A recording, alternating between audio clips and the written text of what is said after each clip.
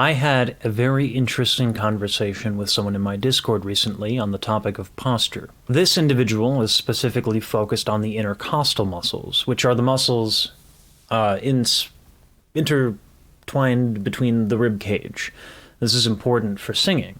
This is a metaphor I've used quite a lot of times, but it's a good metaphor.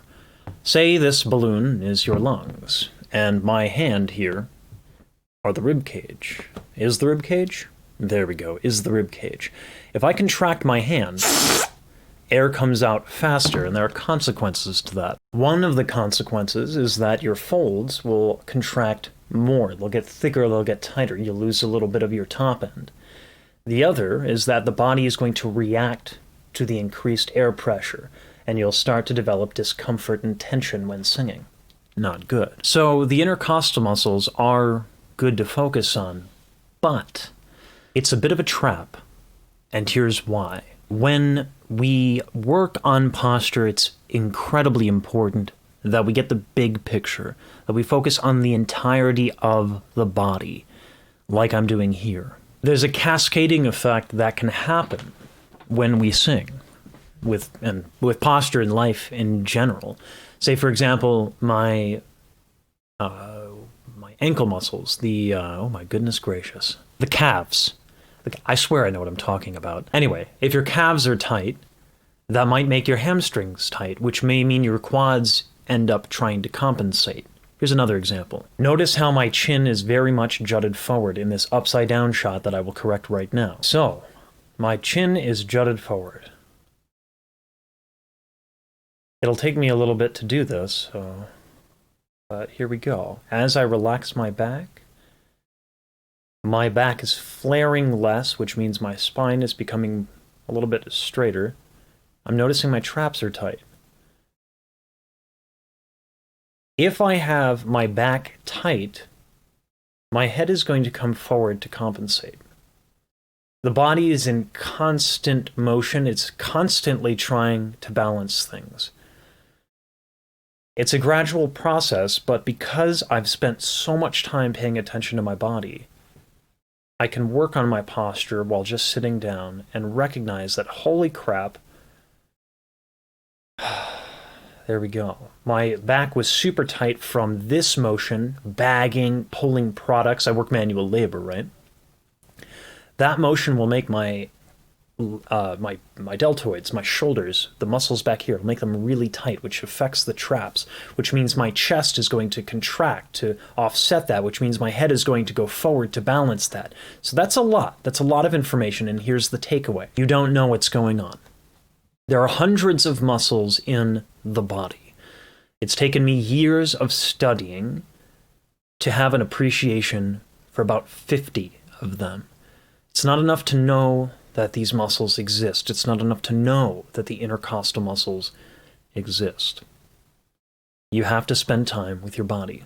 This camera setup might seem absurd. I have a camera on my hips.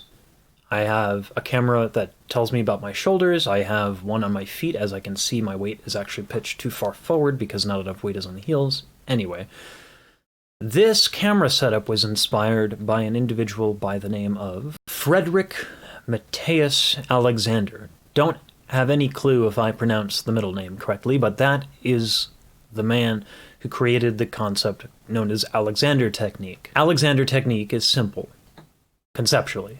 It's very difficult to execute on. But the idea is that you effectively meditate on your body. You develop an intimate awareness of your body. The term vocal athlete gets thrown around. Perhaps not enough, as a matter of fact, but the idea that singing is an athletic pursuit is actually a very powerful idea. Athletes spend a lot of time with their body, beginning to understand things in a very intimate way. The act of meditating keeps you present, keeps you listening to the body. So combine those two together and you get what is effectively Alexander Technique. Now that is a gross oversimplification, but for our purposes, it's useful. How do we pay attention to our body in this meditative format and grow to understand the consequences of the motions of our body so that we can have better posture and ultimately sing better? Well, the camera angle that I brought up earlier can be done with mirrors in addition to cameras. Let me bring that back to the hip. Voila. I do this, and then I'll put little pictures in the, this corner up here with the little black space. I'll put pictures of anatomy, so I can look at it and start to see the things. And that helps me, but there's another way to do it. A lot of folks will lay down with their feet on the ground. And what this does is very interesting. When one does an Alexander laydown, you have the floor and the relationship with the floor to tell you what might be tight. And that allows you to bring focus to that area of the body. I'll give you a little bit of shot of my feet. It's the same idea. I very specifically chose this camera angle on my feet because if I'm pitched forward, my heel might come up off the ground. Which means I need to possibly move forward and find a way to adjust where my heels are on the ground. And it might be that my calves are tight and it might be my position, but by experimenting with it, I can try to find a way to get my heels on the ground. And this might take a little bit of time, but by focusing on it, I'll learn more. It's important not to be terribly objective-oriented and that you just use this as information. And then by spending time with it, you'll start to increase your awareness of your body, and that is incredibly essential when singing. This balloon and the intercostal muscles are absolutely important. Your lungs, how tight you are, this definitely all matters, but it's complicated. You can't just fix your tongue tension or fix your intercostal muscles. It's incredibly important that you take a holistic approach because any one thing, your back, your chest, your neck, your jaw, all of them can affect the intercostal muscles. The body and its muscles do not abide by your wishes to make things simple. You can't just focus on one muscle group in isolation. You have to take a holistic approach, or else that happens. Anyway, my advice to anyone who's trying to study without a lot of help is to A, utilize me as a resource. I know that sounds self-aggrandizing, and it is a little bit, but I've been doing this for 14 years. I've been a fitness instructor, and I have a degree in the matter. It's only a bachelor's. I'm not the best at it in the world, but I'm a free resource, so might as well use that. But if you don't, and I understand, use the ideas in this video. Start using the ground as your sort of litmus test of where you are. Try sitting, standing, laying down, and focus on the relationship that your body has with the floor because it will give you some insights into what might be going on. But I highly recommend you don't make it objective-oriented.